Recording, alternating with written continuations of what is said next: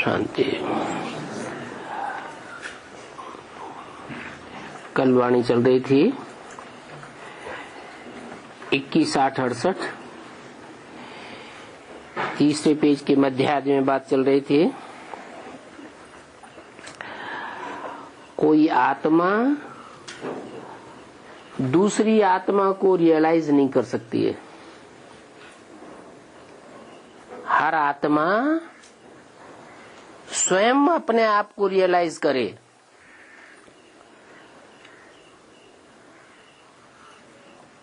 दूसरा कोई किसी को रियलाइज करना चाहे तो रियलाइज नहीं कर सकता। माना हर आत्मा अपना पार्ट स्वयं पहचानेगी। बाप भी कोई को पार्ट खोलकर नहीं बतावेगा, कागज पर या बोर्ड पर लिखकर नहीं बतावेगा। हर आत्मा को अपने मनन चिंतन मंथन के आधार पर अपना रियलाइजेशन होगा। आत्मा क्या है, ये बात बाप के बिना कोई जान नहीं सकते। बाप ही जानते हैं।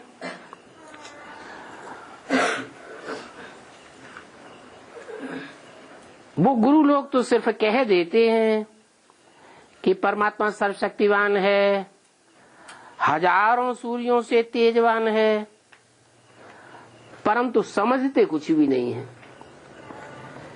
कि हजारों सूर्यों से तेजवान का मतलब क्या है।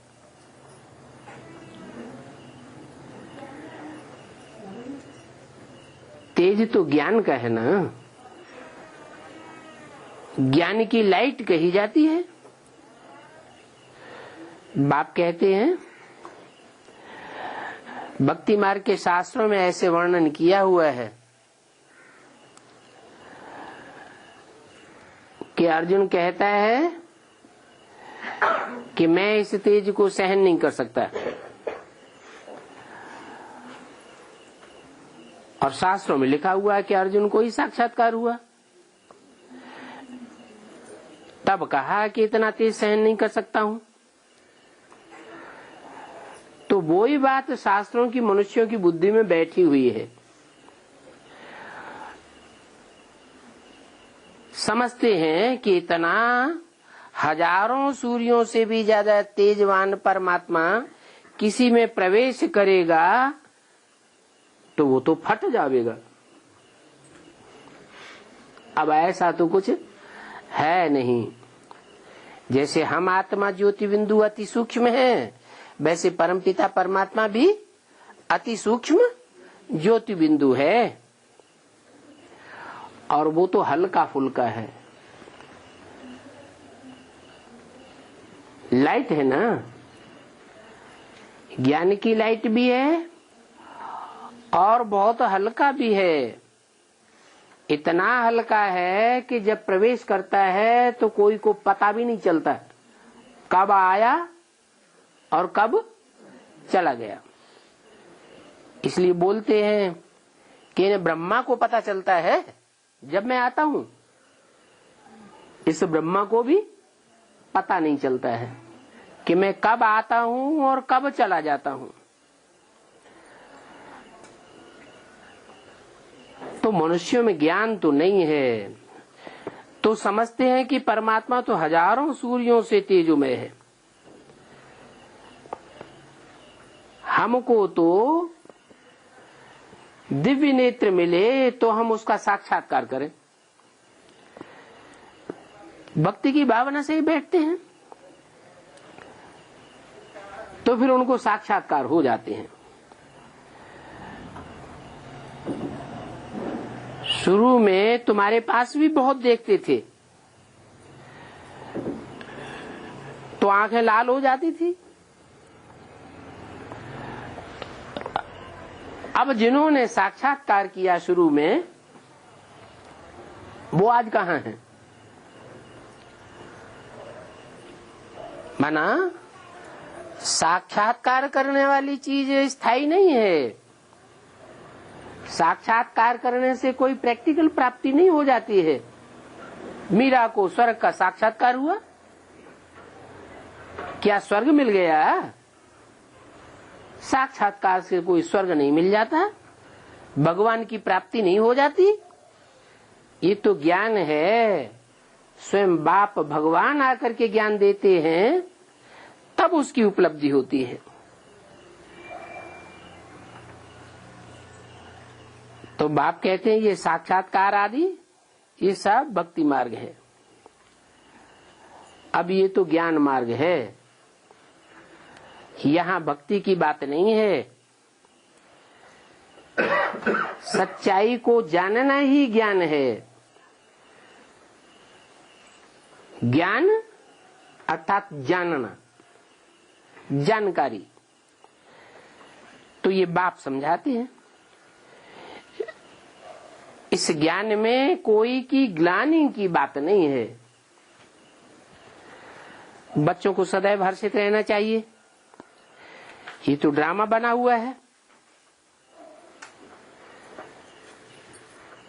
मुझे देखो, जब मैं आता हूं इस दुनिया में तो मुझे कितनी गालियां देते हैं, ग्लानि करते हैं।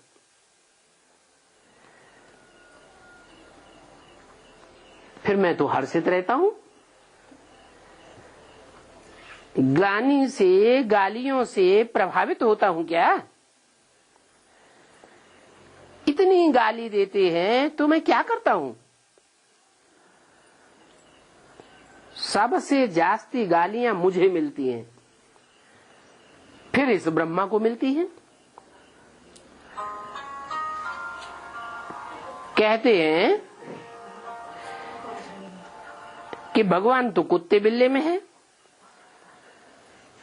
सर्वव्यापी है। अब कुत्ते बिल्ले में है माना कुत्ता बिल्ला हुआ ना, कीड़े मकोड़े में है माना कीड़ा मकोड़ा हुआ ना। कहते हैं सूकर अवतार, तो भगवान सुअर का बच्चा हुआ। कोई को कहो तुम सुअर के बच्चे हो, गधे हो, तो बुरा मानेगा ना, गाली समझेगा ना। मेरे को कितनी अनगिनत गालियां देते हैं, परंतु मेरे ऊपर तो कोई असर नहीं पड़ता। मुझे कोई गुस्सा आता है क्या? क्यों नहीं आता है? अरे भगवान को गुस्सा क्यों नहीं आता जब इतनी गालियां देते हैं? तो गुस्सा उनको आता है, क्रोध उनको आता है जिनमें देह अभिमान होता है। शिव को अपनी देह है? अपना रथ है? रथ ही नहीं तो स्वार्थ भी नहीं, देह नहीं तो देह अभिमान भी नहीं होता। मुझे कोई गुस्सा आदि नहीं आता है। समझता हूं कि ड्रामा प्लान अनुसार ये सब गालियां देने वाले भक्ति मार्ग में फंसे हुए हैं, इनका भी विचारों का कोई दोष नहीं है। तो देखो, मेरे नाराज होने की बात नहीं है। हाँ, समझता हूं ये ड्रामा ही ऐसा बना हुआ है। तो प्यार से समझानी देनी होती है, गुस्से की बात नहीं है। समझते हैं कि बेचारे अज्ञान अंधारे में फंसे हुए हैं, ना समझते हैं तो उनके ऊपर तरस भी पड़ता है।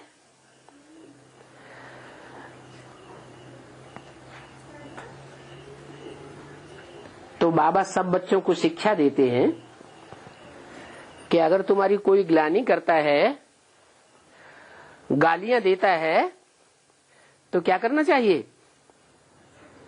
है? क्या करना चाहिए? सदैव मुस्कुराते रहना चाहिए।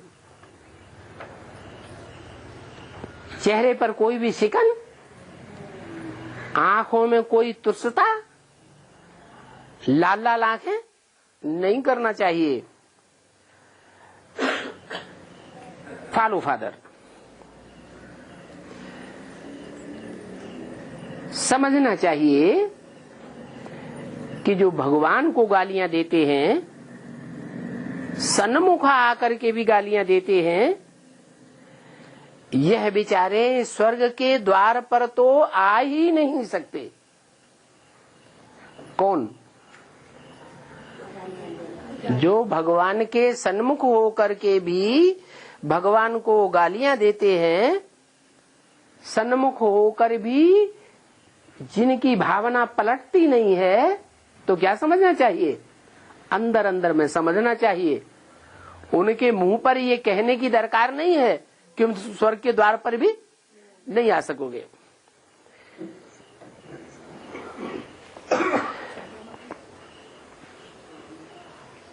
बुद्धि में रखना है। ये सब शांति धाम में जाकर बैठने वाले हैं। क्या हम भी शांति धाम में जाएंगे, लेकिन हम वहां ठहरेंगे नहीं, वहां लटके हुए नहीं पड़े रहेंगे। हम जावेंगे और तुरंत वापस सुखधाम में आ जाएंगे। और ये बेचारे जब तक सुखधाम रहेगा तब तक ये वहीं लटके रहेंगे। जब दुखधाम शुरू होगा तब इस सृष्टि पर आवेंगे, अशांति धाम में आवेंगे। ऐसे तो सब चाहते हैं कि शांति ही हो। तो बाप तुम बच्चों को रियल बातें समझाते हैं,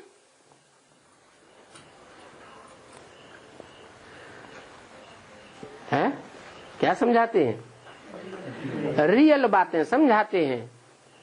समझाते तो रियल बातें हैं, लेकिन आते किस में है?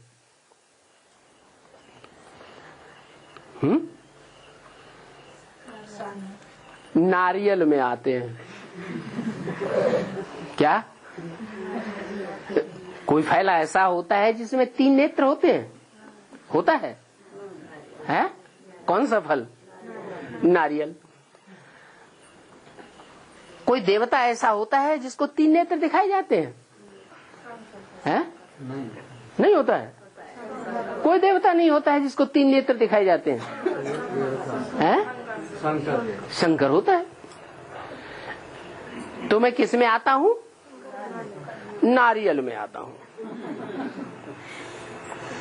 तो भक्ति मार्ग में मेरे ऊपर क्या चढ़ाते हैं?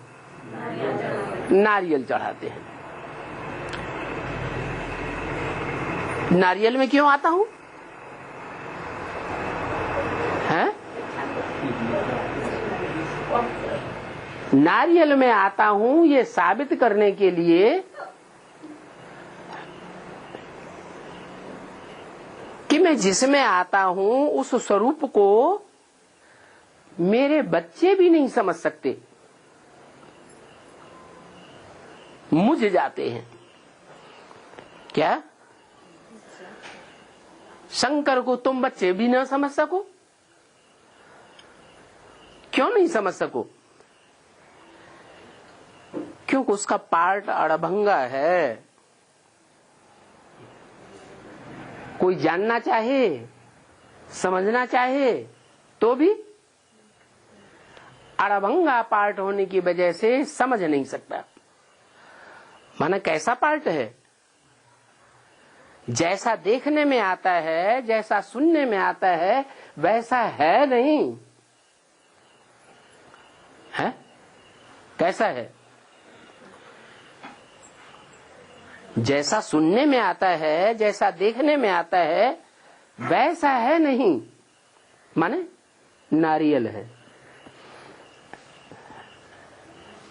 तो बोला फिर भी बाप तो आकर रियल बातें ही समझाते हैं।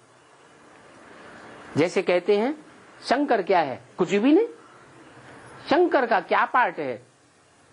शंकर का कोई पार्ट नहीं है। अब शंकर का कोई पार्ट नहीं है एक तरफ कह दिया, फिर दूसरी तरफ कहते तुम बच्चे शंकर को काटो नहीं। अगर तुम शंकर को काटेंगे तो वो तुम्हें काट डालेगा। अरे जब है ही नहीं, उसका कोई पार्ट ही नहीं है, तो हमको काटने का काम कैसे करेगा?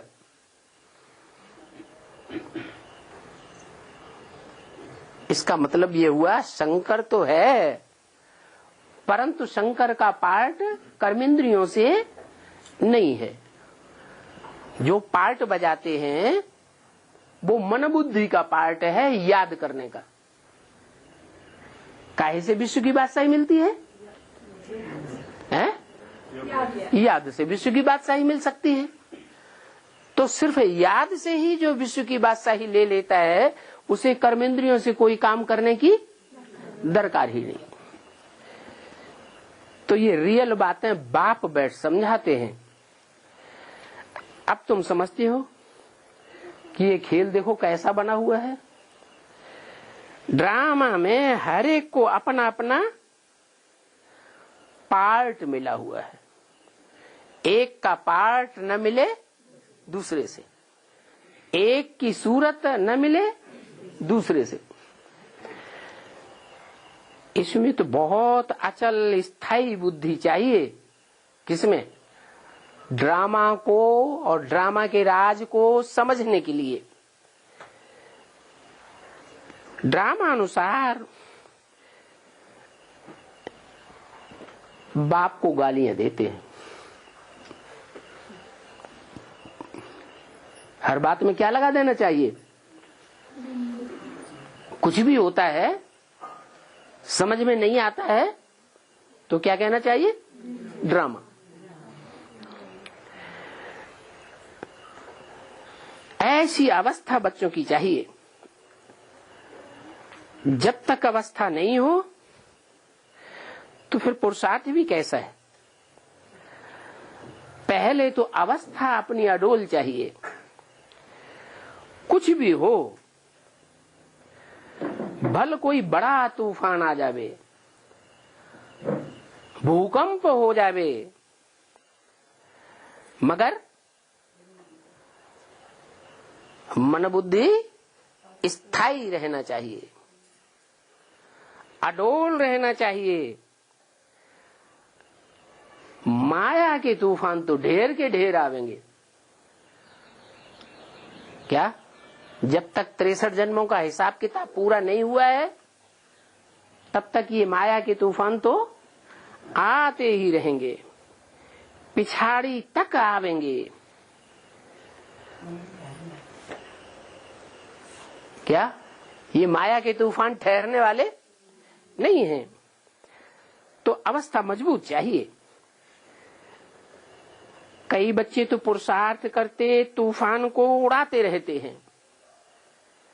जितने जास्ती तूफान आते हैं, जितना माया प्रकोप करती है, उतना उनका पुरुषार्थ तीव्रतर होता जाता है।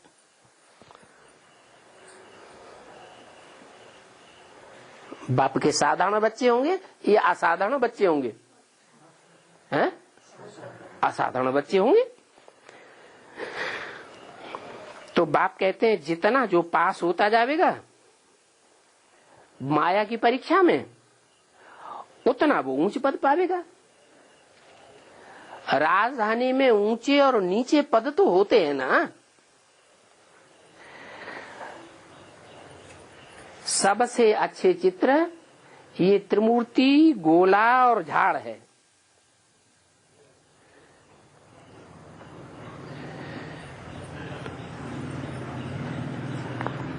क्यों? यही सबसे अच्छे चित्र क्यों हैं?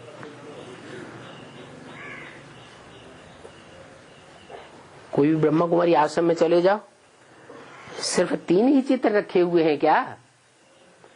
कि ढेर के ढेर चित्र रखे हुए हैं? ढेर के ढेर चित्र रखे हुए हैं। मम्मा बाबा के जमाने में ही ढेर के ढेर चित्र बना दिए थे रमेश भाई ने। तो इन 3 चित्रों को ही बहुत अच्छा क्यों बताया? इसलिए बताया कि बाप कहते हैं ओल्ड इज गोल्ड। चित्र तो बहुत बने, लेकिन पुराने से पुराने जो चित्र बने हैं बाबा ने बनवाए वो हैं त्रिमूर्ति, गोला और झाड़ का चित्र। ये शुरू के बने हुए हैं, इसलिए बाबा कहते हैं ओल्ड इज गोल्ड। ये तो जड़ चित्रों की बात हुई। फिर चैतन्य चित्रों की भी तो यही बात होगी। चैतन्य चित्रों में पुराने से पुराने चित्र कौन से हैं?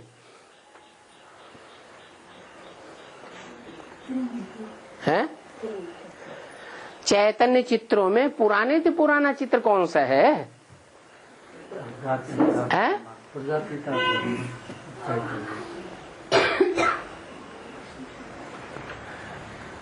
सृष्टि के आदि में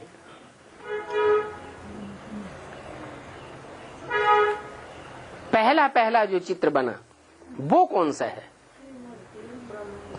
त्रिमूर्ति तो तीन मूर्तियां, तीन चित्र हो गए। एक चित्र की बात बताते हैं, लक्ष्मी नारायण, ये भी दो चित्र हो गए। ज्योति बिंदु तो कोई चित्र ही नहीं होता, वो तो विचित्र है।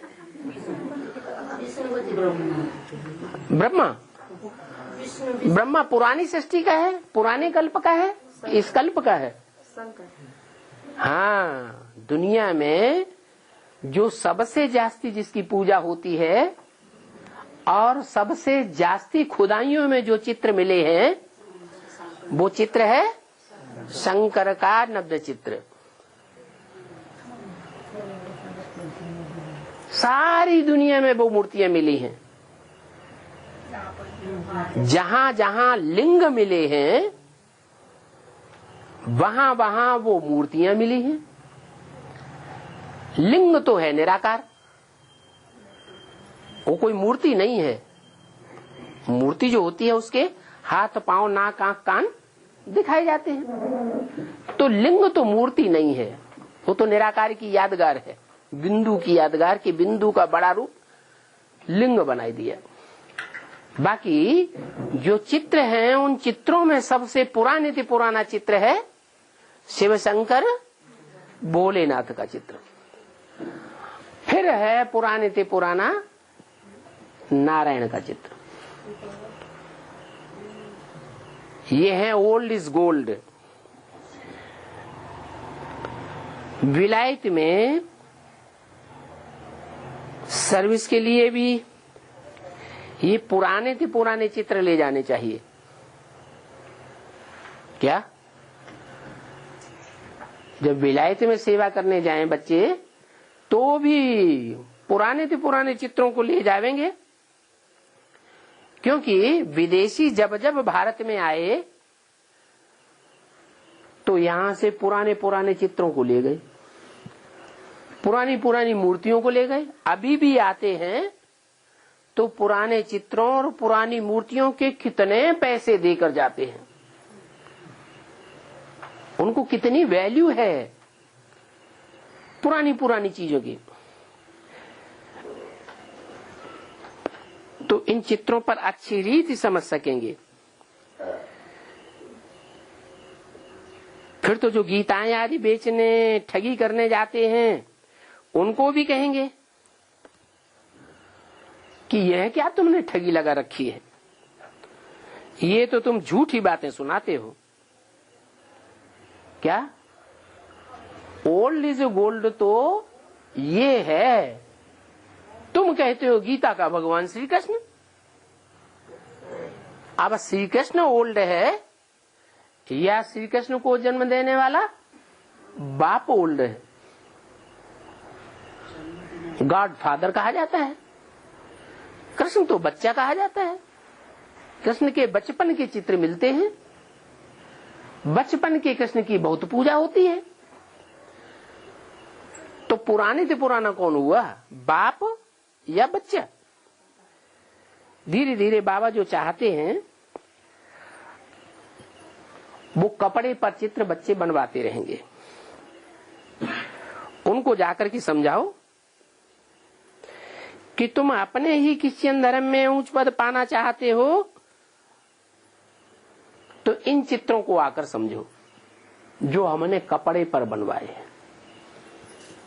क्या बेसिक नॉलेज में जड़ कपड़े के ऊपर बनवाते हैं चित्र है? जड़ चित्रों की प्रदर्शनी करते हैं। तुमको क्या करना है? तुम चैतन्य चित्र दिखाओ और समझाओ कि ये है पुराने ते पुराना और फिर नए ते नया। कहते हैं ना, new man of the world, दुनिया का सबसे नया आदमी। तो जो दुनिया का सबसे नया आदमी वही दुनिया का सबसे पुराना भी था। अच्छा, बच्चों को गुड मॉर्निंग।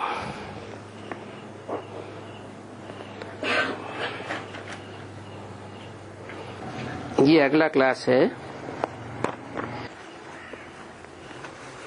रात्रि क्लास है 21/8/68 का।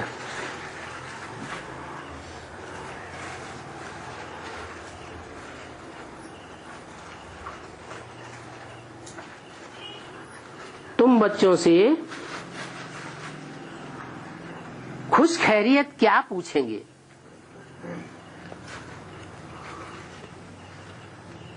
जबकि तुमको बेहद का बाप मिला हुआ है।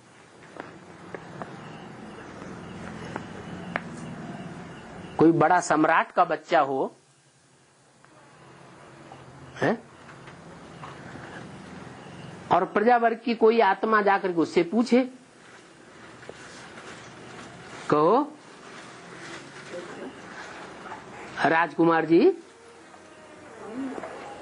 खुश प्रसन्न हो, तो सम्राट का बच्चा खुश ही होगा या दुखी होगा? क्या कहेगा? हैं? खुश ही होगा। चलो, वो तो मनुष्य का बच्चा है, कभी खुश हो कभी न भी हो, परंतु तुम किसके बच्चे हो? तुम सम्राटों का सम्राट बनाने वाले बाप के बच्चे हो। तुम तो भगवान के बच्चे हो। भगवान से ऊंच तो कोई और होता ही नहीं। तो तुमसे कोई खुश खैराफात क्या पूछेगा? तुमको तो बेहद का बाप मिला हुआ है, जो पाना था सो पा लिया। ना खुशी होने की तो कोई बात है ही नहीं। तो ऐसे खुश नसीब बच्चों से बाप भी क्या खुश खराफात पूछेंगे? बच्चों को तो मालूम है कि आधा कल्प से हमने भक्ति की है, अभी बाप हमसे क्या आकर के पूछेंगे? भक्ति करते करते, भागते भागते, तीर्थों के चक्कर काटते काटते हम तो थक चुके हैं। इसलिए बाप तो सिर्फ पूछते हैं कि बच्चे ठीक से पुरुषार्थ करते हो? क्या करते हो? पुरुषार्थ। ये नहीं पूछा कि शरीरार्थ करते हो, है? देह अर्थ करते हो, ये पूछते हैं, या पुरुषार्थ ठीक रीति से करते हो, ये पूछते हैं। क्या पूछते हैं? पुरुषार्थ ठीक से करते हो, ऐसे क्यों पूछते? अरे देह में टांग टूट जाए तो नहीं पूछेंगे? हैं? क्यों नहीं पूछेंगे? अरे देह का हिस्सा टांग नहीं है, हैं? टांग तो है तो, लेकिन जानते हैं ये तो अल्पकाल की चीज है। टांग टूट गई, एक जन्म के लिए टांग टूट गई तो क्या बड़ी बात हो गई। लेकिन पुरुष माने आत्मा। पुरुष माने क्या? जो शरीर रूपी पुरी में शयन करने वाली है, आनंद करने वाली है, वो कौन है? आत्मा। वो आत्मा अगर टूट गई, क्या दुखी हो गई संगम युग में, तो समझो जन्म जन्मांतर की प्राप्ति में तराप आ गई। इसलिए बाप कहते हैं संगम युग है मौजों का युग। क्या यहाँ संगम युग में अगर मौज मनाते रहेंगे तो वहां जन्म जन्मांतर मौज मनाते रहेंगे। यहाँ के 1 सेकंड का दुख वहां के लंबे समय का अनेक जन्मों को दुख की फीलिंग कराता रहेगा। तो बच्चों को इतना नशा रहना चाहिए कि हमको बेहद की विश्व की बादशाही जन्म जन्मांतर की देने वाला बेहद का बाप मिला हुआ है। हद का बाप नहीं मिला हुआ है जो 1 जन्म की प्रारब्ध देगा। कैसा बाप मिला हुआ है? जन्म जन्मांतर की प्राप्ति कराने वाला बाप मिला हुआ है। तो वो बाप तुमसे देह की खुश खैराफात नहीं पूछते हैं कि तुम्हारी देह कैसी है। क्यों? ये क्या बात है? नाक कट जाए तो बाप पूछेंगे ही नहीं है? तुम्हारी नाक कट गई, आंख फूट गई, बाप को कोई दुख नहीं होगा है? होता है? अरे वो हद के बाप को होता है, क्योंकि हद के बाप ने देह का जन्म दिया और बेहद का बाप हद का जन्म नहीं देते, देह को जन्म नहीं देते। वो जिस्मानी बाप है या रूहानी बाप है? रूहानी बाप है। रूहानी बाप तो रूह को आके जन्म देते हैं। वास्तव में रूह जन्म लेती नहीं है, लेकिन रूहों को आकर के अपना परिचय देते हैं। ये परिचय देना ही रूहानी जन्म है। पहले हम जानते थे कि हम रूह ज्योति बिंदु है, जानते थे? नहीं जानते थे। किसने बताया? बाप ने आकर के बताया कि तुम रूह ज्योति बिंदु आत्मा हो। तो जैसे कि हमारी आत्मा का जन्म हुआ तो वो हमारा रूहानी बाप है, वो रूह की खुशखराफात पूछते हैं। माने अनेक जन्मों का कनेक्शन रूह से है, आत्मा से है, और देह का कनेक्शन अनेक जन्मों से। ये देह है, इस देह का कनेक्शन अनेक जन्मों से है नहीं। ये तो यहीं खत्म हो जाएगी कि रहेगी? नहीं रहेगी। तो अल्पकाल का क्या पूछें? बाप तो बताते हैं ये तुम्हारे शरीर सड़ते जाएंगे। क्या? ये दुनिया के जो 5 तत्व हैं, जब तक दुनिया का विनाश होगा तब तक तमो प्रधान बनते जाएंगे या सतो प्रधान बनेंगे? ये 5 तत्व तो तमो प्रधान ही बनते जाएंगे, और 5 तत्व तमो प्रधान बनते जाएंगे तो उन 5 तत्वों से बना हुआ ये जो शरीर है तुम्हारा, वो तमो प्रधान बनता जाएगा, सड़ता जाएगा या सुधरता जाएगा? ये भी सड़ता जाएगा। शरीर सड़ते जाएंगे और तुम्हारी आत्मा पावरफुल होती जाएगी। इसलिए बताया कि बाप तुम्हारे देहार्थ पुरुषार्थ की, वो देहार्थ की बात नहीं पूछते। क्या पूछते हैं? पुरुषार्थ की बात पूछते हैं। तुम्हारा पुरुषार्थ ठीक चल रहा है? अगर पुरुषार्थ ठीक चलेगा, आत्मा के अर्थ जो तुम प्रयत्न करते हो उसको कहा जाता है पुरुषार्थ। तुम अभी जिंदगी में जो पुरुषार्थ कर रहे हो, जो मेहनत कर रहे हो, प्रयत्न कर रहे हो, किसके लिए कर रहे हो? आत्मा के लिए कर रहे हो। पुरुष माने आत्मा, या देह के लिए कर रहे हो? झूठ बोलते हैं। सुबह से लेके शाम तक है रोटी दाल कमाने के लिए, देह को सुख देने के लिए ज्यादा करते हो या आत्मा के लिए करते हो? हैं? देह के लिए ज्यादातर। तो मोस्टली तो ऐसे हैं जो देह के लिए ही करते हैं। ऐसे थोड़े से बच्चे हैं, क्या थोड़े से बच्चे हैं जिन्हें पेट की चिंता नहीं है, ना अपने पेट की चिंता है, ना अपने बाल बच्चों के पेट की चिंता है। उनके अंदर ये निश्चय बैठा हुआ है कि बेहद का बाप आया हुआ है, बेहद के बाप की सर्विस में रहेंगे तो भले दुनिया में अकाल पड़े, दुनिया को एक बूंद पानी की मिले न मिले, एक रोटी का टुकड़ा दुनिया वालों को मिले न मिले, लेकिन हम बेहद के बाप के बच्चों को जो ईश्वरीय सेवा में रहते हैं उनको भरपेट भोजन जरूर मिलेगा। बेहद के बाप ने आकर के हमको गारंटी दी है। तो उनके लिए कहेंगे पुरुषार्थ में लगे हुए हैं। काहे में लगे हुए हैं? पुरुष आत्मा के अर्थ लगे हुए हैं, देह के लिए नहीं मरते हैं। काहे के लिए प्रयत्न करते हैं? आत्मा के कल्याण के लिए प्रयत्न करते हैं। तो बाप कहेंगे पुरुषार्थ ठीक रीति करते हो, तुमको सहज रास्ता मिला हुआ है ना। किस बात का सहज रास्ता? किस बात का मिला हुआ है? याद करने का। क्या बीके वालों को कहेंगे कि याद करने का सहज रास्ता मिला हुआ है? नहीं मिलेगा उनको। याद करने का सहज रास्ता नहीं मिला हुआ है? चलो बिंदु को, वो तो और छोटी चीज है, उसको याद करना तो और सहज होना चाहिए है? हाँ, बिंदु जो है वो बिंदु को याद करना अति सूक्ष्म ज्योति बिंदु है ना, उसको याद करना कठिन है। और जिसको आंखों ने देखा है उसको याद करना सहज है। दुनिया में याद किसकी आती है सहज सहज?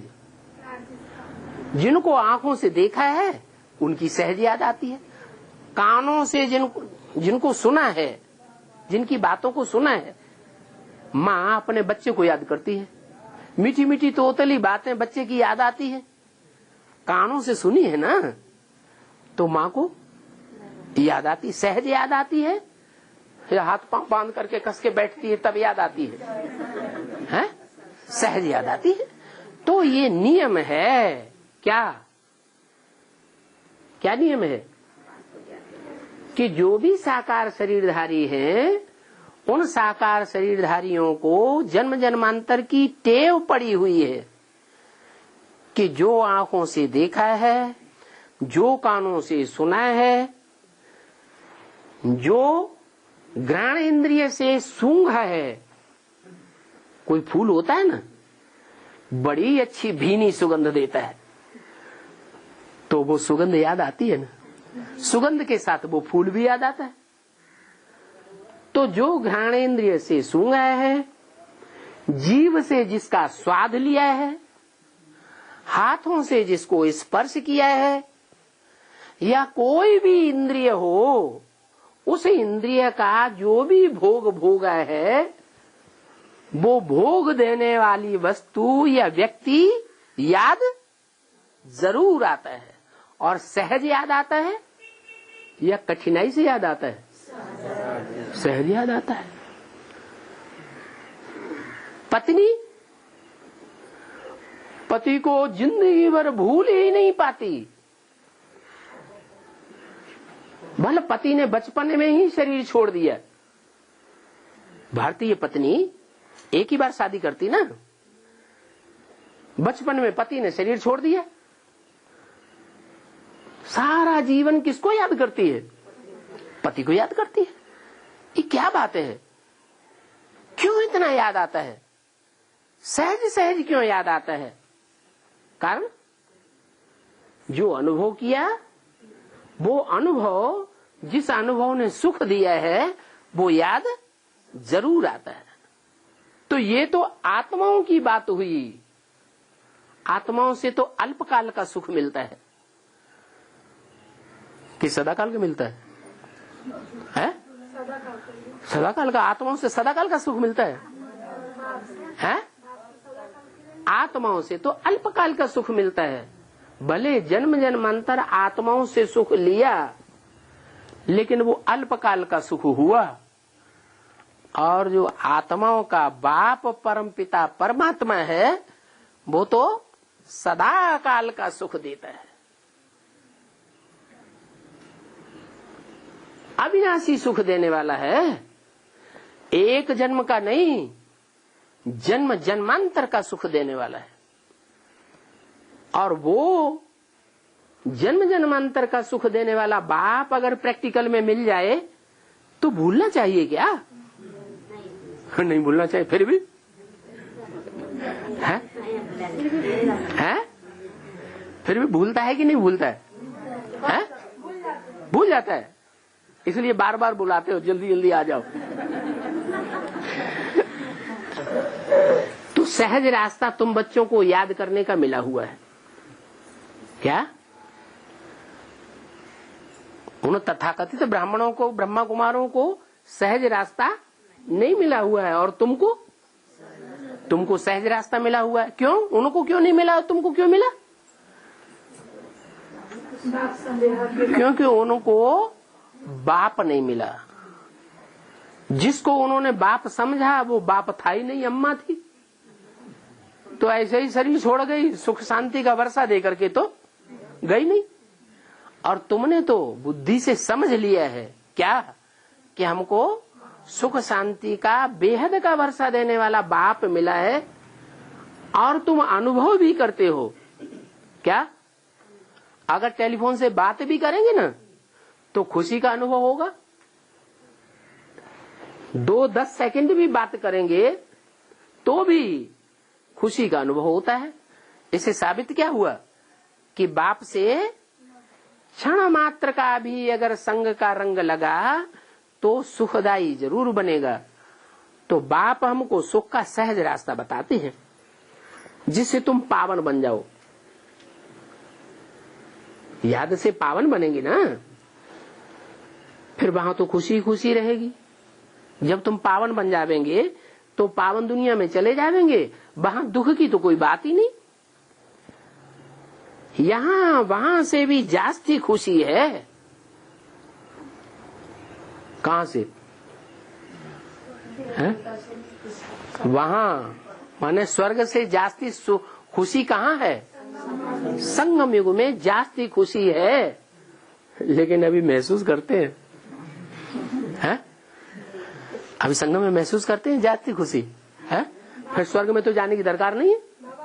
बाप मिला है तो खुशी नहीं है। बाप मिला तो खुशी है? घर का बंधन तो महसूस नहीं होता है। होता है तो दुखी आती है ना। इस दुख कम, लेकिन दुख होता है ना, थोड़ा भी होता है। लेकिन स्वर्ग में थोड़ा सा दुख होगा।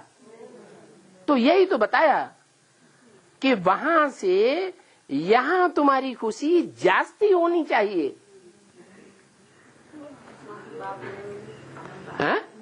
सुख मिलेगा, बाप नहीं मिलेगा। अच्छा ठीक है, हम यहाँ मुख्य बात तो हम बाप की नहीं है, यहाँ मुख्य बात है सुख की, खुशी की। वहां दुख कभी होगा ही नहीं। स्वर्ग में ना खुशी होगी ही नहीं। लेकिन बाप कहते हैं वहां जितनी खुशी है उससे जास्ती खुशी यहां महसूस होनी चाहिए। तो वो हो रही है। झूठी बात बोलते हैं? नहीं हो रहा है बाबा, ऐसा नहीं हो रहा। हाँ, अभी कुछ कह रहे थे, अभी कुछ कहने लगी माता। है? माया की दुनिया में तो नहीं। नहीं, ये इशारा दिया कि बाप जब तुम्हारे सामने संपूर्ण प्रत्यक्ष हो जाएगा। क्या?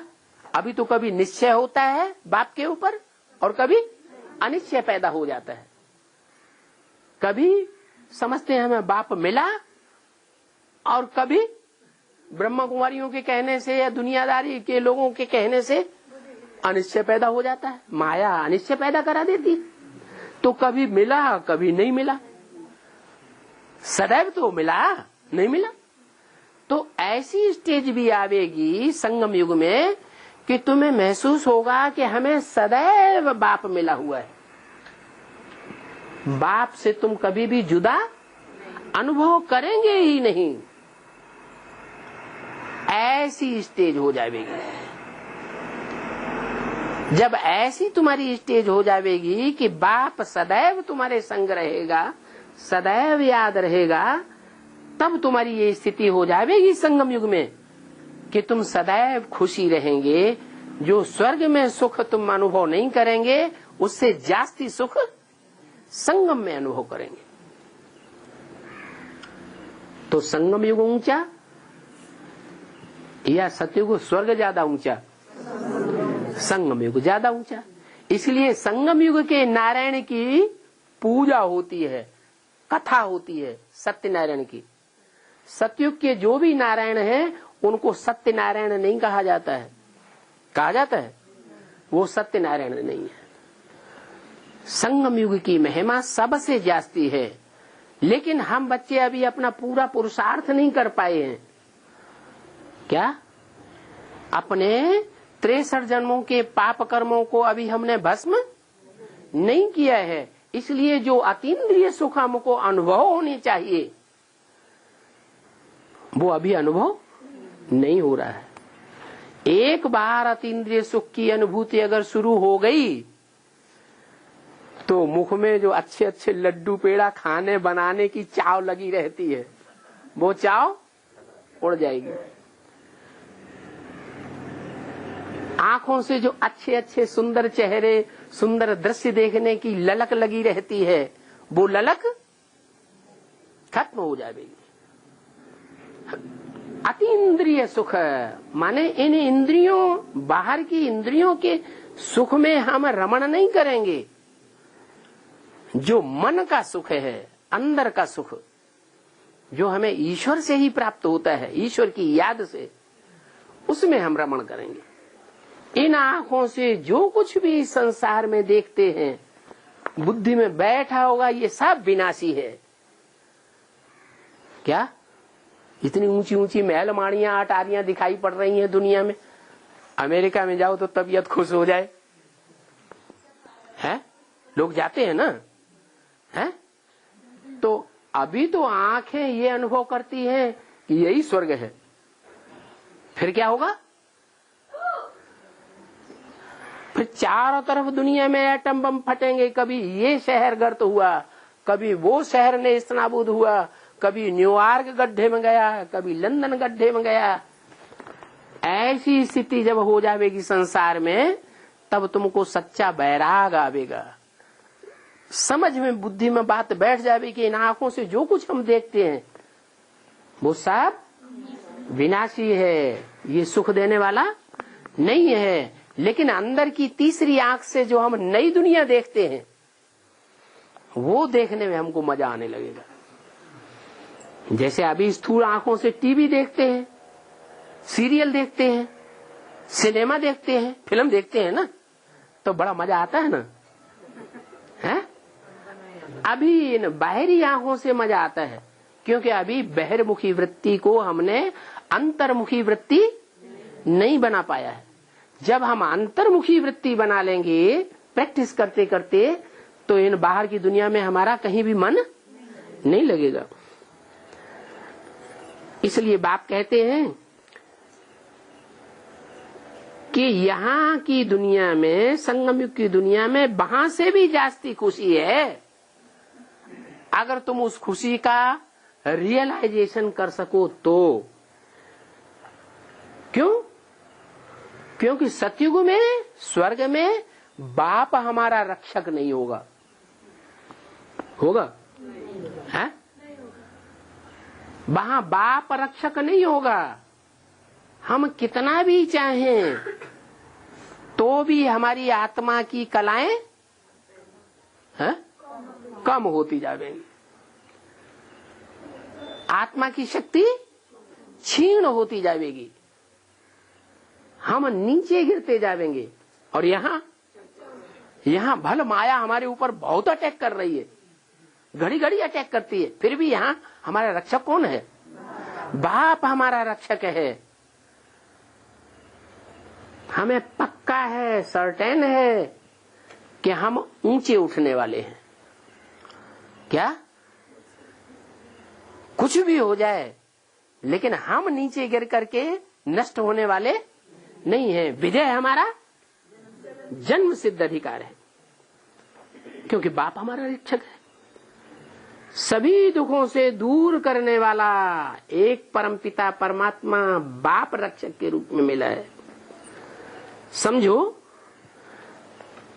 हम शरीर भी छोड़ते हैं क्या?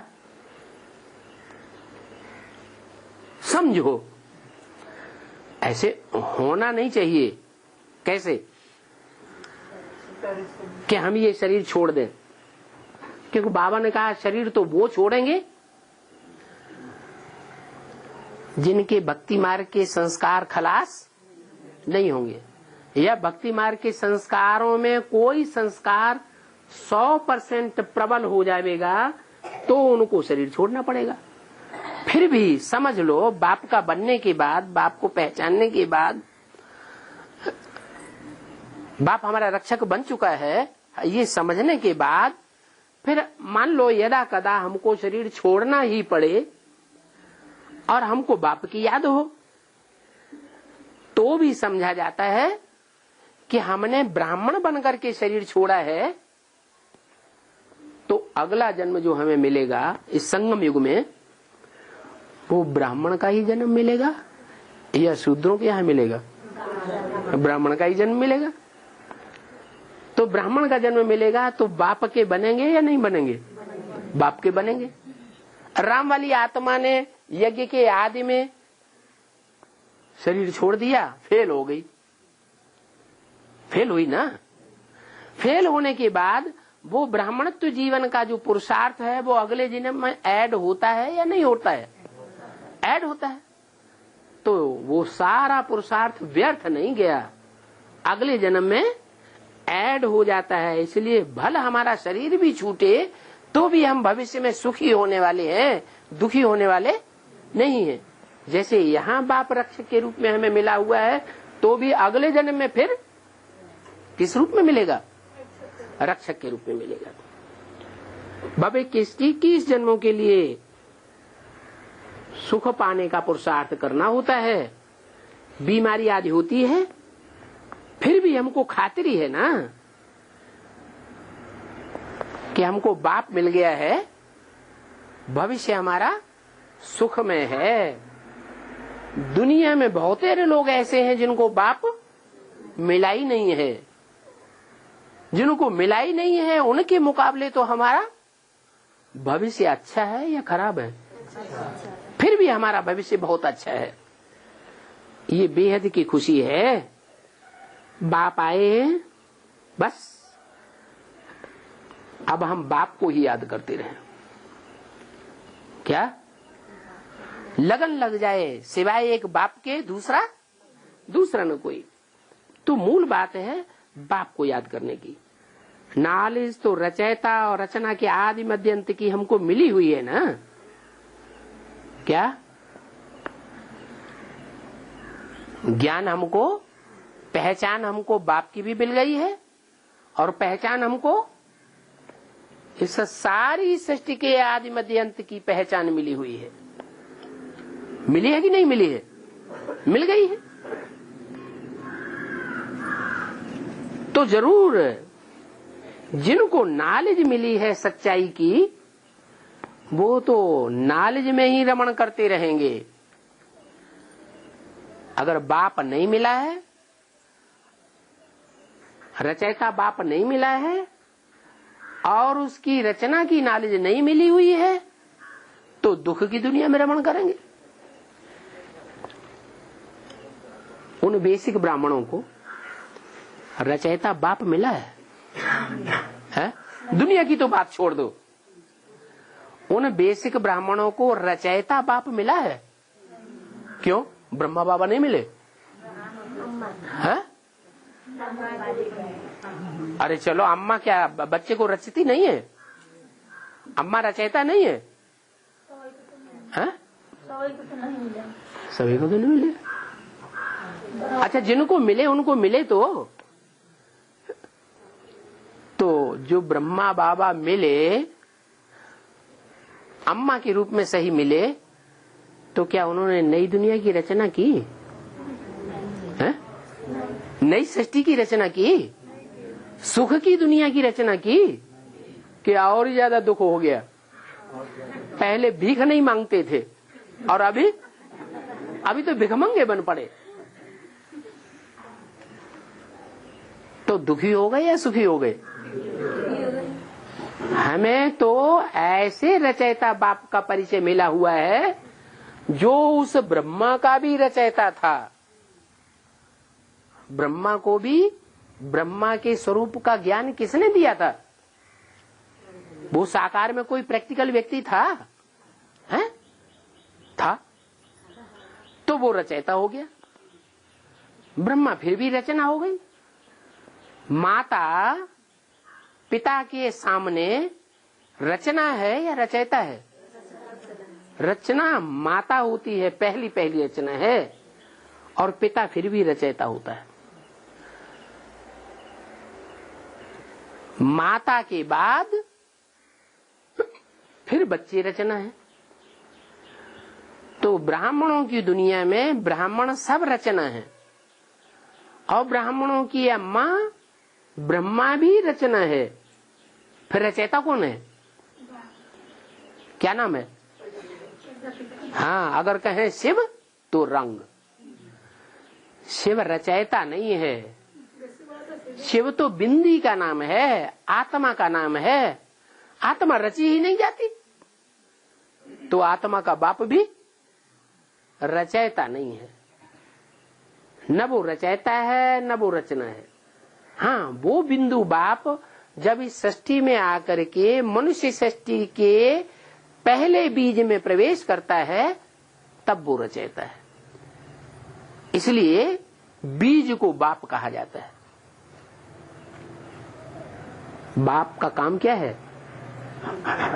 माँ में बीज डालता है। धरणी में बीज डाला जाता है ना, तो ऐसे ही बाप रचयिता है। वो रचयिता बाप तुमको मिला हुआ है। जिनको खुशी का पारा चढ़ रहा है उनसे तो फिर पूछने की बात ही नहीं। क्या? किनको पूछने की बात नहीं? जिनको बाप मिल गया है, बाप की रचना की नॉलेज मिल गई है, उनसे तो पूछने की बात ही नहीं कि तुम खुश हो, खुश खैरियत है तुम्हारी या नहीं है। हैं? क्यों नहीं पूछने की बात है? हैं? अरे उनसे क्यों नहीं पूछे कि तुम खुश खैराफात में हो या नहीं हो? अरे उनका चेहरा ही बतलाता खुश खैरियत। अच्छा चलो, चेहरा बतलाता हो खुश खैरियत है, हाथ और टांग टूटा हुआ हो तो कोई, अगर किसी का हाथ पांव टूट जाए हैं और किसी के सामने जाए और वो उससे पूछे भी नहीं ये क्या हो गया है, खुश खैराफात है या नहीं है, तो बुरा मानेगा ना? नहीं बुरा मानेगा। शरीर के हिसाब से सही है, मान शरीर के हिसाब से सही है ना? हाँ, फ्रैक्चर हो तो सही है ना? मानवता न पूछेगा। मानवता के नाते पूछेगा। मानवता के नाते से पूछे, मनुष्यता के नाते से, मनुष्यता। भगवान के बच्चे के नाते नहीं पूछेगा।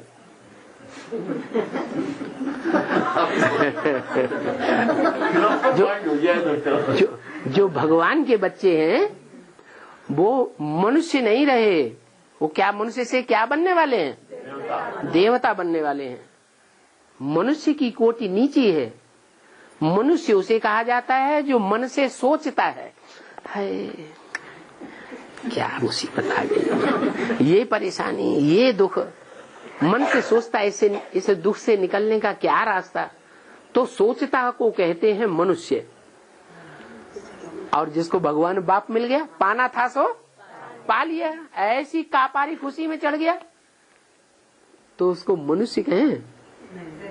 फिर वो मनुष्य नहीं, वो उस समय जिस समय असोचता की स्टेज में चढ़ गया।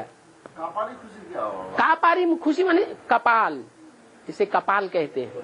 ये है एड़ी, एड़ी की खुशी और कपाल की खुशी, एड़ी चोटी का फर्क हो गया ना?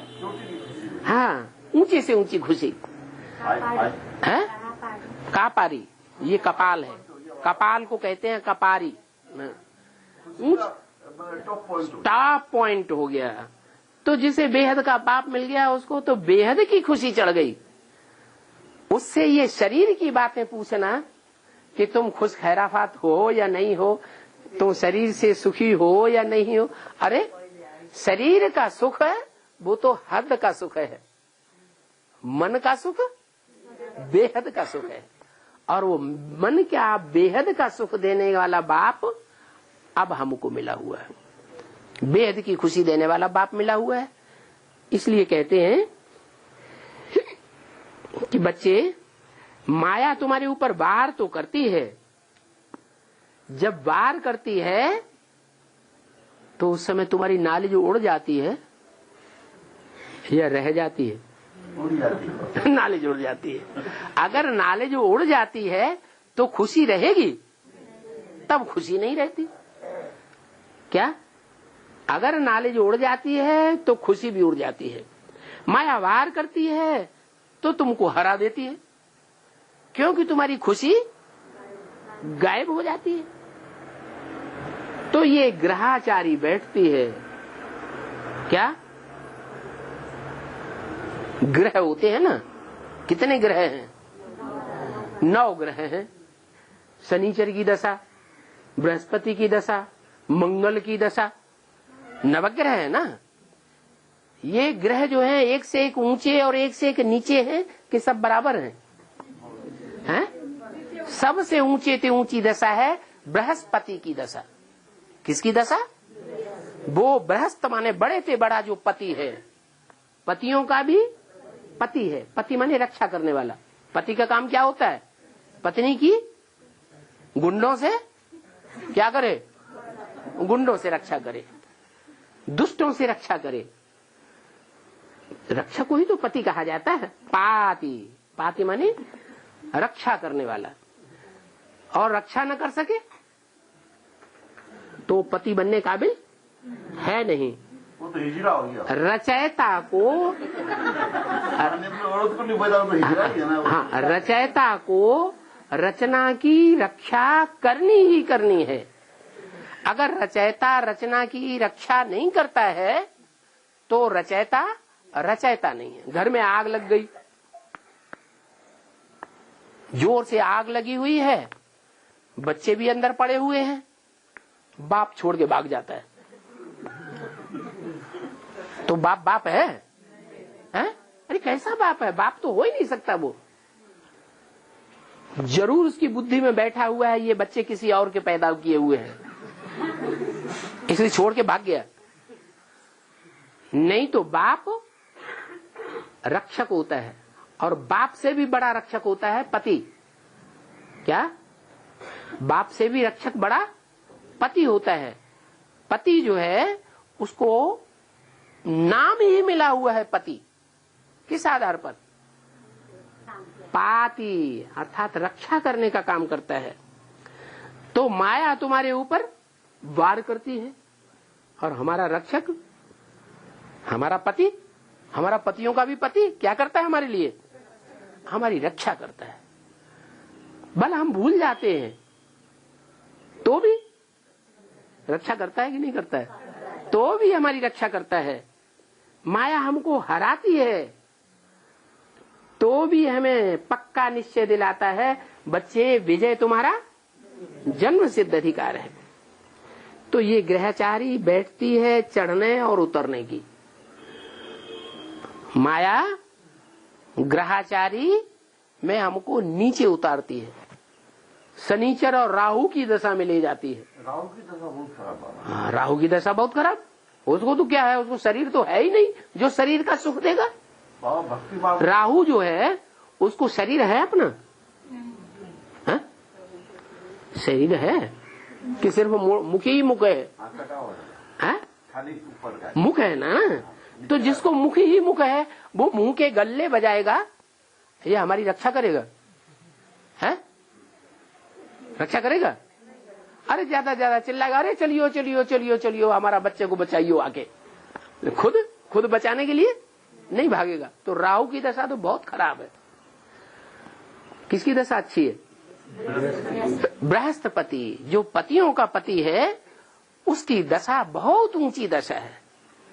वो बृहस्पति बाप अब हमको मिला हुआ है। अच्छा, ओम शांति।